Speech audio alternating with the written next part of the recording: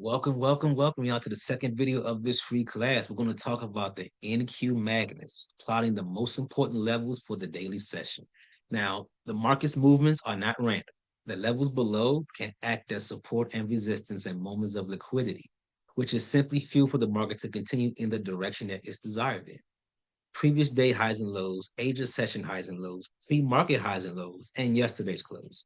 Now, with the previous day highs and lows, I create a range. I consider this the memory of the market. Yesterday's price action levels that show a potential bigger trend move if broken or respected. The Asia session highs and lows, that's the 6 p.m. to 3 a.m. session. Now, the pre-market highs and lows, NQ loves to hit these levels. They can help confirm a trend move to the upside or downside if broken, or a fake out to shake out traders and to continue in the opposite direction that it wants to go in. And of course, the yesterday's close or the gap. That's the 4 p.m. candle close from yesterday to the opening session. Now, the gap is simply an imbalance where price closed at, but then it reopened at a higher or a lower price that was significant, and it continued in that direction. Now, with the gap, sometimes it fills, sometimes it don't. That's the way it is. But I'm going to show you how to mark all these levels out and how we use these with the 15-minute range for our execution, our trend, and our confirmation. So, excellent. Okay, let's go here. So, we still have the range from the previous video. I'm going to keep this here. That way we can all see this. Let me make sure it's locked. Okay, we have our 15-minute range here. So we're going to mark out yesterday's highs and lows first. That's very, very important. So this is yesterday's low. I create a range because a range is more respected. So I'm going to create a range here, a box here, because buyers came in here and they held in this area. So I'm going to create a range to these bottom wicks and bodies here. It shows that this area is where buyers should show up on the next session. So I'm going to mark this out. I'm going to do yesterday's low. I'm going to do yesterday's low range. I'm going to do it that way. I'm going to do it right. I'm going to do it. Okay, yesterday's low range. I'm now for yesterday's low, I marked that green because buyers should step in here. So I marked that out green. They were also going to mark out yesterday's high in red. Because as we can see here, sellers came in and marked it down and shot us right down. So I'm going to do yesterday's high. These levels are important because they show us trend. Mark that. Make sure it's right there. I'm going to lock that. I'm going to turn that red, just like that. Okay, that's plotted. We're good to go. Now we're going to mark out the pre-market high and the pre-market low session. Now the pre-market low and high session is from 4 a.m. to 9:30. So we're going to mark that out. This right here is 6 a.m. This is the low of the pre-market range, as we see here in the blue. It started at 4 a.m., which 4 a.m. it started right here.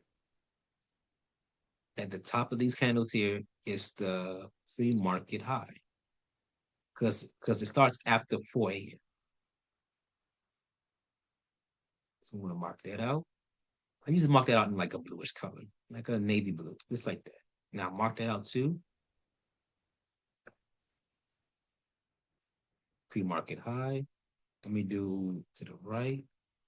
Lock that. Same thing with here. This is the low of the pre-market session as we can see here. This is the low before we opened up at 9:30. So we'll mark that out too.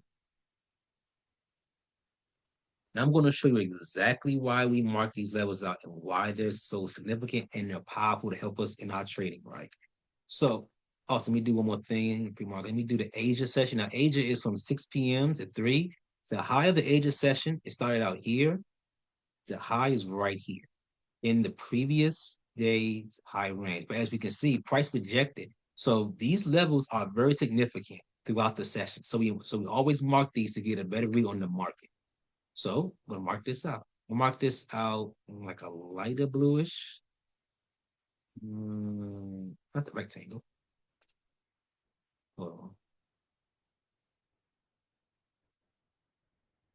I'll mark this out at a lighter blue. Let me do, I do the Asia high. I'm sorry, Asia high. We're going to mark this out. Then we're going to do the Asia low. Now, Asia low is right here at what 3 a.m. This is the Asia low. Why? Because the pre-market high started at 4 a.m. right here. So we mark out everything. I'm going to show you guys this big picture. You guys are going to fall in love with what I'm telling y'all. Okay, we have pre-market low. Let me make sure it's blue. That way y'all can see it. There we go. Okay, now we're seeing more of the trend here as I was talking about. Yesterday's high, right? We showed that sellers were here. Overnight, after 6 p.m., sellers came in here again and knocked us down. So the Asia high, Asia low. We're going to pre-market high right here. But as we see here, we broke below the Asia low. We came back. Bulls could not get us back above the Asia low. That's a sign that we're bearish. That's the first sign that we're bearish. But the New York session is a different section. There are more buyers there than the session here. So anything can happen. But I want you guys to see this too. We formed the 15-minute range. Bull tried to take us up out this range. Why? Because we bounced here earlier yesterday. And we bounced here during the pre-market session. But they could not get us above the Asia low. So what happened? Sellers came back in on this 15-minute candle and pushed us down. We ripped through yesterday's low and the pre-market low. That's double confirmation that we're bearish. We came through, we retested, and sellers had control for the rest of the day. These levels are important because they show us levels of support and resistance. We broke through this level of support, and it turned into resistance, and we kept going down. But also what we see here, right? We have a lower